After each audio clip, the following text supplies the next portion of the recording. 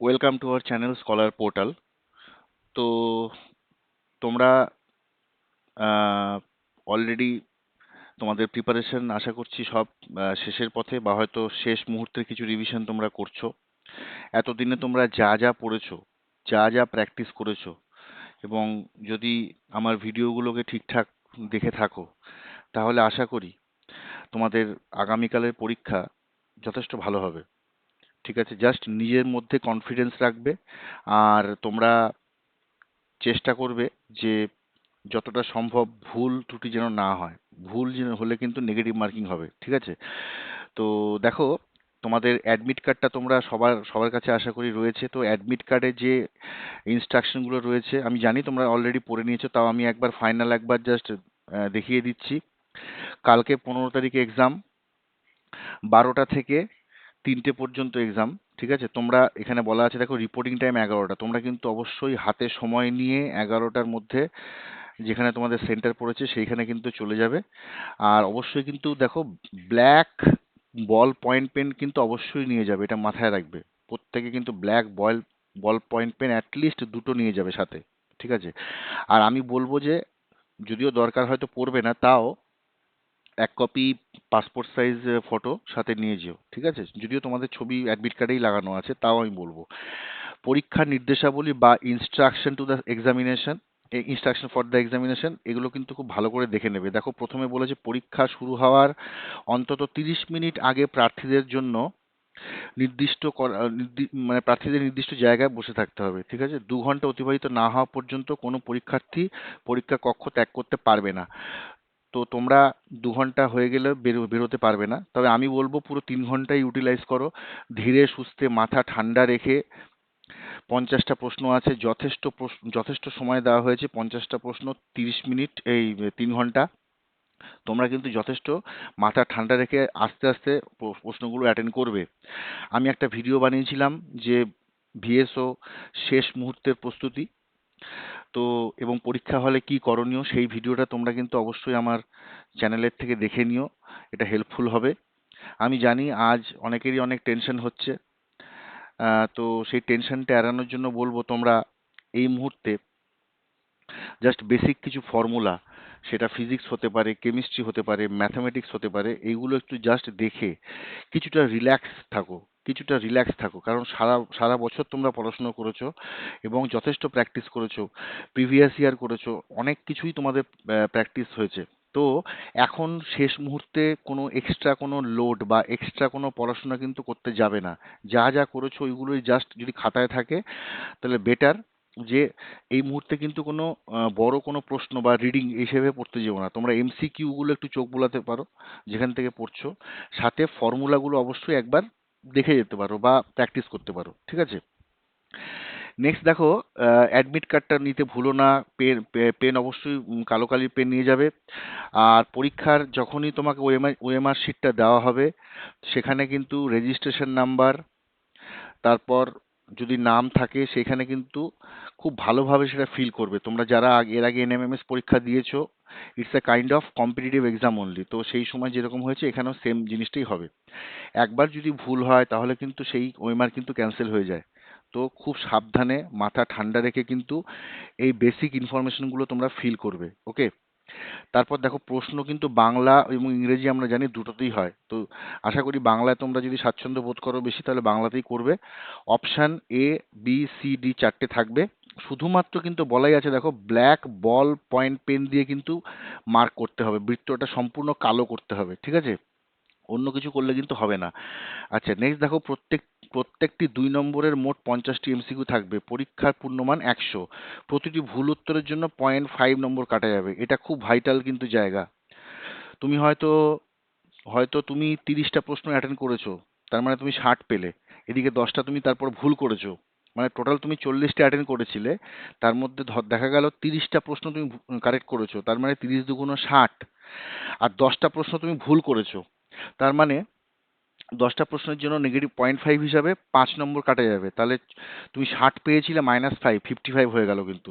সুতরাং আমি বলবো যে ভুল ত্রুটিটা প্রথমবার যখন পরীক্ষাটা দেবে, প্রথম সাইকেলে তোমরা যেগুলো যেগুলো 100% শিওর সেইগুলো অনলি অ্যাটেন্ড করবে। ওকে, নেক্সট সাইকেলে কি করবে, যেগুলোতে 70-30%, মানে 70% শিওর আছো সেইগুলো অ্যাটেন্ড করবে। একটু চিন্তা করে নাও, তোমার কাছে যথেষ্ট সময় থাকবে, চিন্তা ভাবনা করে করবে। প্রশ্নটা কি বলেছে খুব ভালোভাবে কিন্তু পড়বে, প্রশ্ন দেখেই একদম আমি ওএমআর শিট গোল করে দিলাম, তারপর পরে কিন্তু কোনো অপশান থাকবে না, ওটা কিন্তু কাটা যাবে না। ওকে, সেক্ষেত্রে কিন্তু নেগেটিভ মার্ক হয়ে যাবে। তো প্রথমবার কি করবে, যেগুলো 100% শিওর সেগুলো করে নাও। দ্বিতীয়বার 70% তুমি শিওর, 30% শিওর না, সেগুলো ট্রাই করো, মানে এলিমিনেশন মেথড করো, মানে ABCD চারটে আছে অপশান, দেখা গেল বি আর ডিটা হতেই পারে না, ওটাকে বাদ দিয়ে দাও। প্রথমে এ আর সি এর মধ্যে আবার চিন্তা করো কি পড়েছিলে, কোথাও কি পড়েছিলে যে এটা হতে পারে বা সি হতে পারে, সেই হিসাবে চিন্তা করে তারপর দাও। দেখবে এইভাবে করলে তোমার ভুলটা অনেকটা কম হবে। ঠিক আছে, নেক্সট সেকেন্ড সাইকেল হয়ে যাওয়ার পর থার্ড সাইকেল আবার প্রথম থেকে শুরু করো। এইবার দেখা গেল কোনো ফিজিক্সের কোনো ম্যাথস আছে, সেটা হয়তো বুঝতে পারছো না, বা ম্যাথামেটিক্সের কোনো একটা অঙ্ক চেষ্টা করছো, চেষ্টা করো। 50-50 আছে, করো। কিন্তু আমি বলবো এমন কোনো প্রশ্ন অ্যাটেন্ড করো না যেটা কোনোদিনই শোনোনি। দেখা গেল কোনো একটা অঙ্ক বা আম, কোনো একটা কোশ্চেন তুমি ওই টার্মটাই শোনোনি, তুমি জানোই না, সেটা একদম ব্লাইন্ডলি গেস করছো, এই কাজটা করো না। কারণ ব্লাইন্ড গেস একটা দুটো হতে পারে, কিন্তু সেটা যেন 4টা 5টা বা 10টা না হয়, সেই ক্ষেত্রে তুমি কিন্তু নেগেটিভ নম্বরের খপ্পরে পড়ে যাবে। ঠিক আছে, এবার কিন্তু অনেক বেশি বেশি ক্যান্ডিডেট কিন্তু এবার এক্সাম দিচ্ছে, খুবই হাড্ডাহাড্ডি লড়াই, এবং কম্পিটিশন ইজ ভেরি হাই। ঠিক আছে, তো এটা মাথায় রাখলে তোমরা যতটা করবে কনফিডেন্টলি করবে, এবং আশা করি সব কটা যেন প্রশ্ন উত্তর যেন যেগুলো কনফিডেন্টলি দেবে যেন ঠিক হয় সেইভাবে করবে। ক্যালকুলেশনে তাড়াহুড়ো করবে না, এককগুলো দেখে নেবে, মানে ফিজিক্স কেমিস্ট্রি অঙ্কগুলোতে যে একক থাকবে, ঠিক আছে, এককগুলো দেখে নেবে যে কি একক দেওয়া আছে। যদি সিজিএস পদ্ধতিতে থাকে তাহলে সিজিএস পদ্ধতিতে সব কনভার্ট করে তারপরে করবে, যদি এসআইতে থাকে এসআইতে করবে। ঠিক আছে, আচ্ছা, যদি তোমাদের অঙ্কের ক্ষেত্রে বলি, অঙ্কের ক্ষেত্রেও তোমরা কিন্তু যেই যেই চ্যাপ্টার্সগুলো আমি বলেছিলাম বা ভিডিও করেছিলাম সেগুলো খুব ভালোভাবে দেখে যাবে। ওকে, এবং কেসি নাগের অঙ্কগুলো কিন্তু যদি খাতায় করা থাকে একবার রিভিশন দিয়ে যেও। জ্যামিতিতে অবশ্যই কোণগুলো বের করতে দেবে, এবং কোণ কি কোণ আছে, এবং ধর্মগুলো, ত্রিভুজের ধর্ম, চতুর্ভুজের ধর্ম, সামান্তরিক, বহুভুজ, ঠিক আছে, এগুলো সব ভালোভাবে দেখে যাবে, রম্বস, হ্যাঁ। আর ফিজিক্সে ফর্মুলা তো বললাম। কেমিস্ট্রির ক্ষেত্রে রিয়াকশনগুলো যদি ব্যালেন্স করতে দেয় কোনো একটা সমীকরণ, সেটা দেখবে, এবং ব্যালেন্সটা যেন ঠিকঠাক হয় সেটা দেখে নিও। আর কেমিস্ট্রিতে তোমার যে কোনো একটা যৌগ যখন গঠন হয়, মৌলর থেকে যৌগ তৈরি হচ্ছে, ইলেকট্রন বেরোচ্ছে, ইলেকট্রনের যে সাম্যতাটা থাকে, যার ফলে তোমার একটা দুই বা ততোধিক মৌল যুক্ত হয়ে যে যৌগ গঠন করে, সেই জায়গাগুলো ওগুলো কিন্তু একটু ভালো করে দেখে নেবে। ঠিক আছে, এই ব্যাপারগুলো দেখে নিও। আর আজকে রাতে বেশি রাত তোমরা কেউই জাগবে না, তোমরা আজকে তাড়াতাড়ি শুয়ে পড়বে, কাল সকালে তাড়াতাড়ি উঠে একটু কিছু দেখে নিতে পারো। তারপর শান্তভাবে, without any tension and pressure and panic, তোমরা এক্সামটা দিতে যাবে। ওকে, এক্সাম হলের এই 3 ঘন্টা মনে রাখবে তোমার কাছে অত্যন্ত ভাইটাল। সারা বছর যা পড়াশোনা করেছো এই 3 ঘন্টায় তোমাকে দেখাতে হবে। এই 3 ঘন্টার মধ্যে তোমাকে তোমার বেস্টটা দিতে হবে। ঠিক আছে, তবেই তুমি কিন্তু লেয়ার 2-তে যেতে পারবে, এটা মাথায় রাখবে, এবং তোমাকে এটা করতেই হবে, অ্যাট এনি কস্ট তোমাকে এটা করতে হবে। এই চিন্তা ভাবনাটা তুমি মাথায় রাখবে। ওকে, ভগবানের আশীর্বাদ সবসময় থাকবে। আমি মন থেকে তোমাদের সবাইকে আশীর্বাদ করছি, এবং আহ, আমি এটা আমার চ্যানেলের যারা সাবস্ক্রাইবাররা বা আমার গ্রুপের যারা মেম্বাররা এবং তোমরা সকলে, আমি সবার উদ্দেশ্যে বলছি তোমাদের পরীক্ষা কালকে অবশ্যই ভালো হবে, এবং তোমরা সব পারবে, এই শুভকামনা আমি তোমাদের করছি। আর এখানে যে ইনস্ট্রাকশনগুলো রয়েছে সেই ইনস্ট্রাকশনগুলো অবশ্যই কিন্তু তোমরা একবার দেখে নেবে।